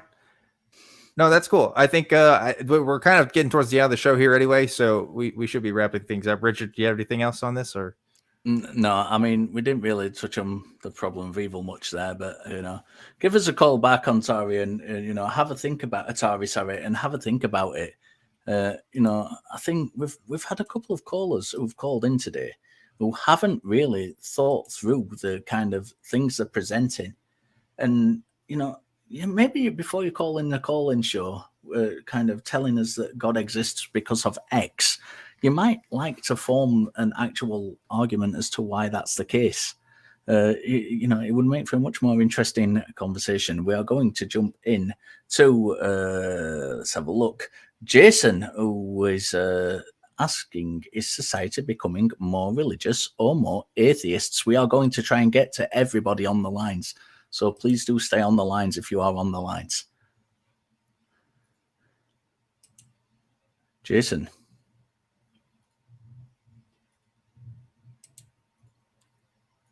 Oh, I've lost Jason. Jason appears to have dropped. So we will take Nick, who is talking, wants to ask about veganism. Called a couple of weeks ago, Nick, and we had a little conversation, and I asked you to call back in. Nick from Ohio, what's going on? I was gonna answer the question about like who I'd take in hell. I guess as a roommate, I'd take that Mike guy. Take one for the team. Oh damn, dude! Has to have him. Thanks, Nick. Appreciate it. That's a good one. That's a good one. Yeah. Well, I wanted to call in about veganism. I know Dan. I know you're a vegan, so go Dan. There are dozens of us. There are dozens of us. Dozens. Yeah, I guess so. I don't know. I guess to jump right in, I was going to just mention that, so people maybe kind of misunderstood what I was talking about last time based on the comment section. So here's my position. My position's sort of isomorphic to atheism. So it's that if you ask most people, so if you ask them, like, is it okay to shoot rocks at songbirds? Is it okay to cut the fins off of dolphins? I went to a flea market, found a box of free puppies. Can I grab a ball peen hammer and fire up the grill at home? People will react all of those very negatively. And the question is, why is it that we accept in all these other circumstances that we're going to say that it's unethical to negatively impact their well-being, or however it is you want to justify it? It doesn't really matter to me. That you're just going to say that that's unethical, but we're going to carve out this weird set of exceptions for a weird particular set of animals. And I don't understand what that difference is. And the thing is that that's kind of a null hypothesis, just like atheism is. And so to reject, you can either reject this null hypothesis, state that there is some difference, or you could fail to state that difference. But I can never really prove to you that you don't have any justification for separating those things out. I hope that kind of makes sense, that the burden of proof would be on the person that's trying to justify that they're not special pleading. Does that make sense? I think Richard has to answer this because my opinion is going to be very different from Richard's. I think we talked about this in the comment section a little bit. I'm kind of disappointed you've jumped back to this rather than the thing that I specifically asked you to call in and discuss, which I think was much more interesting, and I am going to get to via answering this. Okay, sure, yeah. I agree that we shouldn't harm things for the sake of harming them. Absolutely agree with that. Yeah, I think vegans. I have this thing with veganism, right? Where I have no problem with veganism whatsoever. The only question I have of vegans is if you specifically think it is a moral imperative that we become vegan, I want to know your reasons why, and that is it. If via being vegan, I have no problem. Nick, I'm gonna come in here. All right, I'm coming in hot. It's coming in hot. Here's the deal, Richard. So there's an author called Melanie Joy who writes about this. She has this book, and the book title's a mouthful. It's Why We Wear Cows, Love Dogs.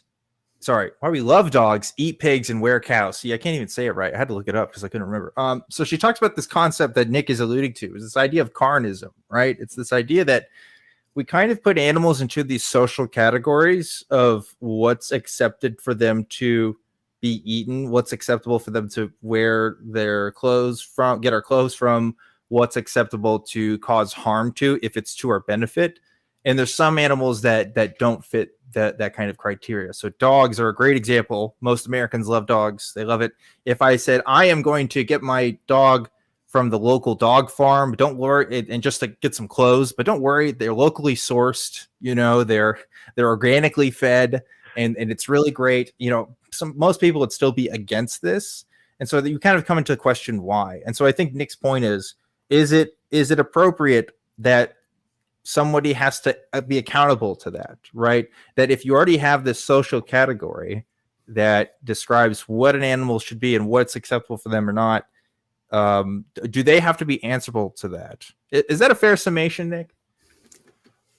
Yeah, except it's a weirder position than that. So it's not even just why is it that we make these strata for the animals themselves. And the thing is that it's not as though you could do anything to a cow. It's not that we identify a cow, a pig, and a chicken. We say, okay, these animals, you can do everything. What happens is a lot of times when you argue with people, what you'll find is that they'll say that oh, well, you can't, for instance, or I'm against factory farming, or you'll have some other caveats, which actually is an even more contorted position. So you're not just special pleading across the animals that you're choosing, but you're also really picking and choosing those rights. And I would sort of give an example, which is sort of a funny example, is let's say, for instance, somebody said to you, I agree with you on everything on property rights, except I specifically make the exception that it's okay to steal blue cars, right? Specifically steal, not vandalize, specifically blue cars. it's the thing is that the burden of proof would then be like try and argue against that in a way that isn't asking someone, where the hell did you get that from? Why specifically blue? Why specifically steel? Like it's actually a very bizarre contorted position. The thing I just want to get crystal clear on is that if you don't provide that justification for that distinction that you're making, you're engaging in special pleading, which would be fallacious, and veganism would therefore stand, if that makes sense. So that would be the proof, is that you need to provide a justification. So far, nobody's provided a justification, and so therefore veganism would stand. And it would stand for the reasons that you would also agree with me on free puppies and so on. Interesting. It's an interesting route to take with it. Richard, what do you think? On the puppy thing, I personally, although I don't do it, engage in it myself because it is not legal, I have no problem with people eating puppies. I said it when we had this conversation in the comment section. I told you I was not a carnist, and we didn't have time to really explore that. If it's legal, and the animals are treated well during life. They're not in many cases in puppy farms, which is my contention against puppy farms. There is nothing wrong with people eating animals. I don't think it's not a position which needs justifying. I'm a devil's advocate, Richard. People are animals, right? Yes, absolutely. So we could raise people, eat them? No, but I would have no problem with people eating animals. Okay, but people are animals, though. Yeah, but I would have no problem. Okay, so I wouldn't have so no this is Nick's point, though, right? We're the blue cars in this analogy, right? People are the blue cars. We're animals, but it's okay to not do it to people, but we can do it to other. We are classed as different to animals as human beings. We are a different form of animals. Well, what makes us different? What makes us not touchable, but other animals touchable? Because we are human beings, and I don't necessarily disagree with. I'm not a humanist in every respect, shall we say? If somebody attempted to harm my daughter, I would have no problem with harming that person. Yeah, I wouldn't go around and kick a dog. I wouldn't go around and kick a person for no reason. But there begs the question, Richard. Why wouldn't you go and kick a dog? Because I think it's a nasty thing to do. I wouldn't. But why does the dog's life matter? If you're okay with eating them, why does it matter if you kick them? Because that's causing harm for no reason. Eating an animal isn't necessarily causing harm to it. It's not causing it. It's not causing harm to it, Richard. It's ending their life. We don't end. There's a difference. There is a difference. This is great. There's a marked difference between causing harm to something. I don't agree with factory farming. Let me really quickly jump in because it seems like we're trying to throw in these justifications. So we're trying to come up with some justification that demonstrates that distinction. Okay. So let me quickly give you two tests that any justification has to pass. Okay. So the first one is that if you think that you can draw a line where you can say something is, I'm drawing such and such a line. The first test is quite simply the thing that you want to be ethical or unethical has to actually be divided by that justification. And the second thing is that it has to come out of some sort of framework of well-being or some sort of framework of morality. Don't worry about the second premise or the second condition because everything fails the first one. So, for instance, if you're saying that, I'm going to just axiomatically assert that human beings are special, I can axiomatically assert anything, just as Dan pointed out. So that doesn't work. So, last time they tried lab-grown meat, again, we wouldn't make that justification for specific. We're still narrowing down that specific set of animals. It wouldn't actually justify that. Appeals to nature, again, that would include cannibalism. That wouldn't. So everything is just failing this first test. Like humanism, last time I know, you don't take this position, but humanism, again, people have problems with eating, like, let's say dolphins or elephants or gorillas or Neanderthals, right? Like, okay, so that definition of humanism or division of humanism, that wouldn't necessarily really divide what they want and so on. We can just go through all the list. In fact, all of these things are all the same arguments. So here's an anti-plug. I actually created a website. I was trying to create like a Talk Origins archive of every single argument against veganism.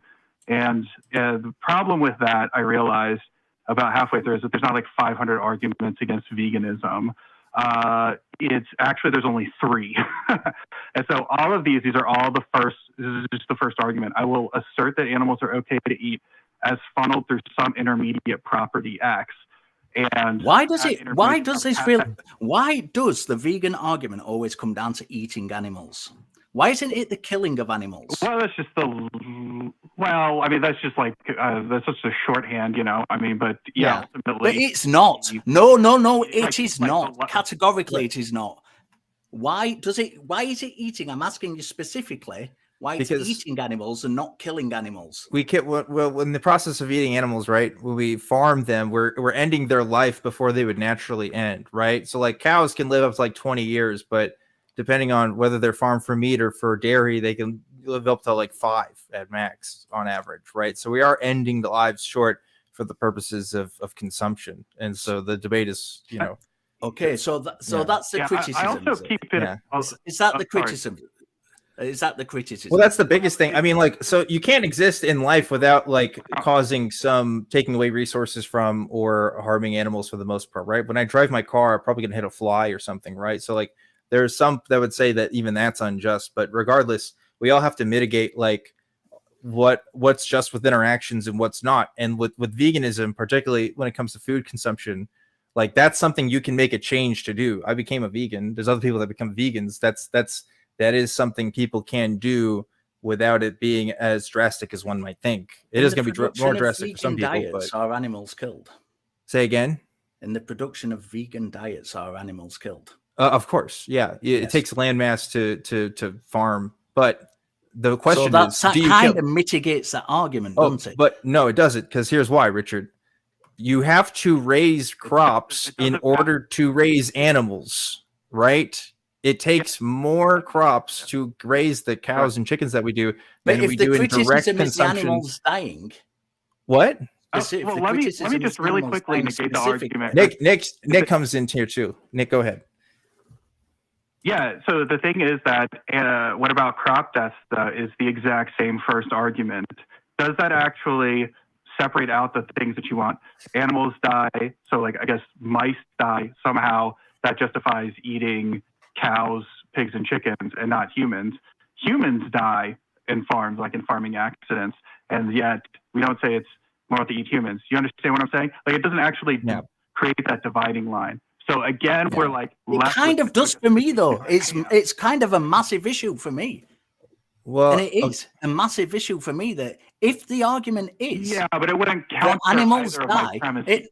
Nick, if the argument is that an animal dies an animal dying in food consumption is in the creation of food or in food consumption is the problem, then a vegan diet suffers from the same problem. Just to say, well, it's to a lesser extent. It is. It's not a justification. Wait, hold on, Richard. Hold on. You can't be serious about this, because that's like saying I'm going to raise a human farm, and if you say, wait, listen, Richard, listen. I'm raising a human farm, and you're saying, well, that still produces it, and I gave this fence that says, well, your cow farm still produces animal harm. So really my human farm is fine, actually. That you would say that wouldn't suffice, right? Repeat that again. Okay. So I have a human farm, right? I'm farming dogs or whatever. I'm farming gorillas to eat. Okay. And you're saying actually, that proves harm. And I say, well, what's your solution? We just eat cows instead? Well, that's not a good solution. So I'm just going to keep farming gorillas or keep farming human beings. Like that doesn't compute, right? And the thing is too, like, yeah, there is total land masses usage is less when it comes to vegan diets overall, in particular because you get direct feed from plant crops to humans, whereas you have to grow plants just to raise the animals. And not only does both of that use land, but it also uses food. So we're actually using more food overall to feed the animals on Earth that we do for our animal crops than we even do for plant crops that go directly to humans. Does that make sense? Like we're actually using more farmland right now just to raise the animals that we eat than we do for humans overall. So there is like a very significant less usage of land overall, and therefore less animals dying overall if everyone on Earth went vegan. Like if that was the case, 100%. And we could also reduce that it's farmland actually if worse we than introduced that, too. more I'm sorry, go ethical ahead. farming methods. Ethical farm, but what's ethical about killing a sentient, cow early on in its lifespan when I can just avoid eating cows altogether? Well, is it not more ethical to treat a cow grow it in a free range field and feed it and treat it well and give it veterinary care when it needs it? While it's alive? That's not what happens when you buy cows, though. That's not like it's not what factory farming is. No, exactly. I agree with you. Yeah. This is the whole point I'm making. Is it not more ethical? Well, Richard, is it not more ethical for me to raise a child and then let it live its natural life and then I eat it towards the end of its life? Well, no, wouldn't that be more ethical? We've already You would say no. I could just avoid eating humans. humans, right? Like that's my argument with the cows. I would just say I'm avoiding eating cows. We avoid the problem. But you're quite happy for the mice to die in the production of the food. There's going to be mice that die in the production of cows too, though. I don't know. But I have no problem with eating cows. I'm not a vegan. I'm not the one who's making the claim that something's dying in order to produce food is wrong. I don't know, Richard. I think we're at 3:00 now, at least my time. I think we got to wrap up this call, unfortunately. And can I just Richard, say that if you I can think of that justification, then let me know that it has to pass those two tests. It has to separate out the thing that you want. I don't agree with you that it has to pass those two tests. We come from a different position. So you're not going to convince me by saying it has to pass these two tests. No, it's not. No, it's not. Well, then you would be engaging in special pleading, and then it wouldn't. Veganism. Hot takes.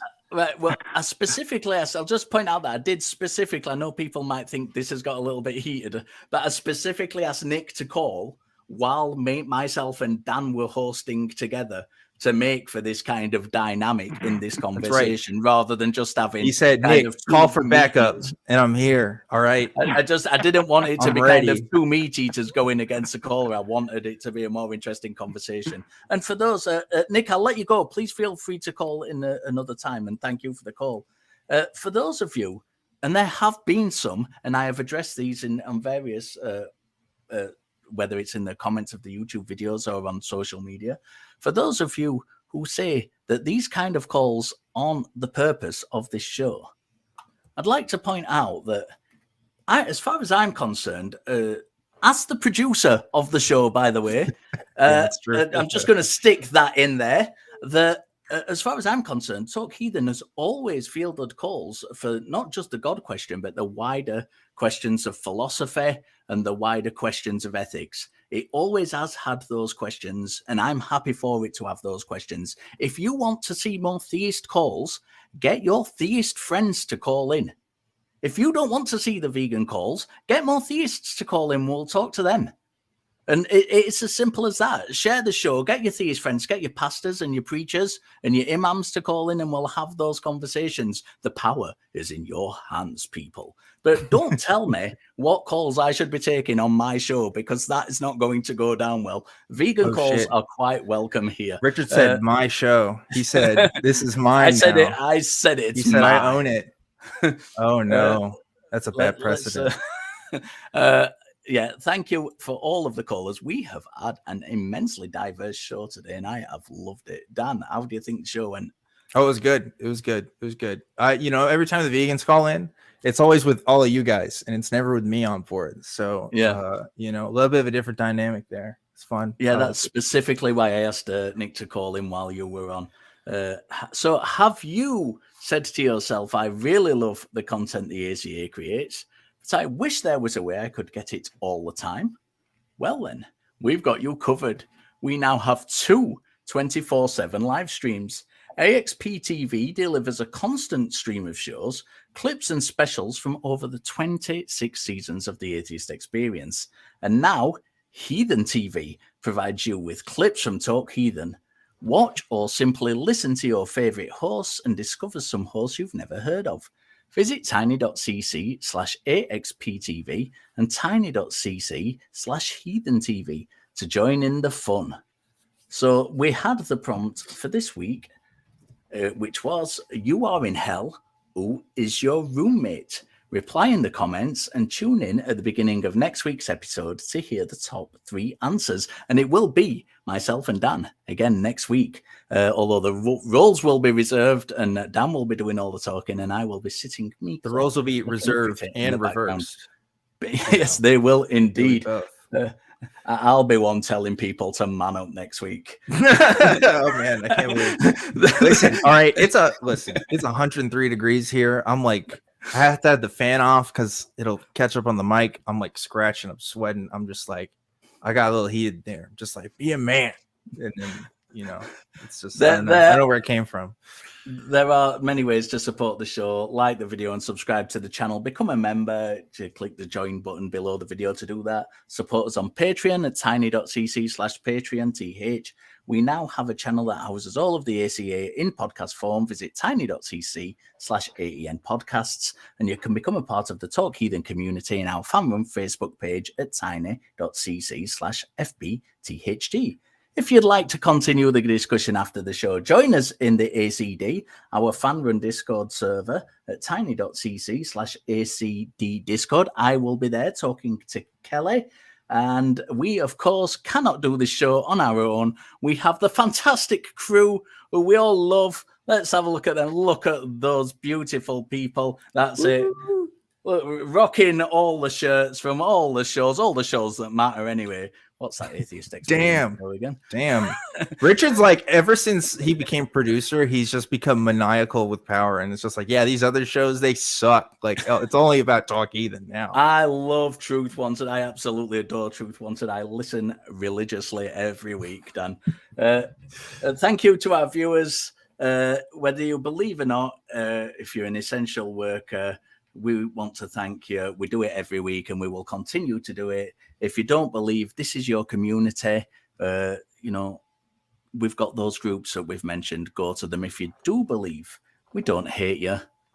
We're just not convinced. See you, everybody. Thanks for watching. See you later, guys. Thank you.